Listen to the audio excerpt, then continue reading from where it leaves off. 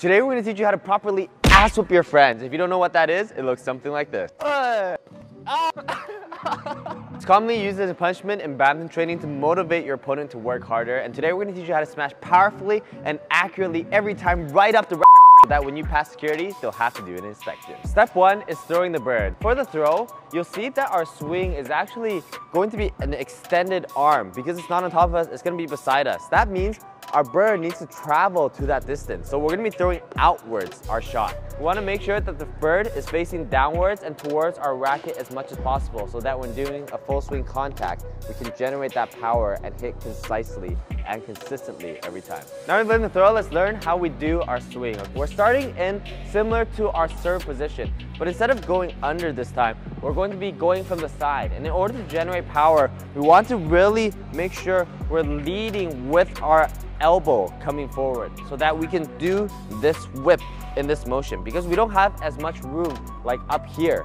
Here it's very tight, so as you turn and reach your maximum rotation point, you then extend your arm to release it forward. So you're going to throw your bird out, tuck your elbow forward, and then release forward. Now let's add in the momentum. What we want to do is you want to take one step forward right before you hit. And as you hit, you want to be leaning your weight onto your front foot. You throw and then you hit, boom! And then by the time you finish, you're landing forward. So it's pretty much similar to an overhead shot. You're going forward with your momentum and landing. But instead, we're going sideways, stepping forward, hitting, and then landing forward.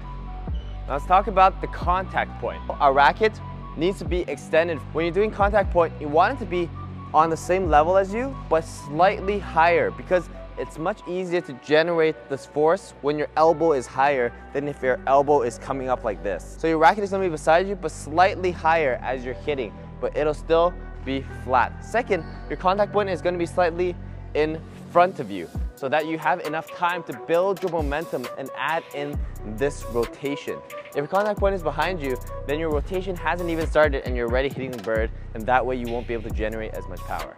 The last thing you gotta learn how to do is learn how to hit accurately. One is make sure you're not throwing your body too big. That's how you misalign your contact point every time. You want to keep your body very structured so that your contact point, you want to imagine how you're contacting and which direction it's facing. So boom, solid, okay?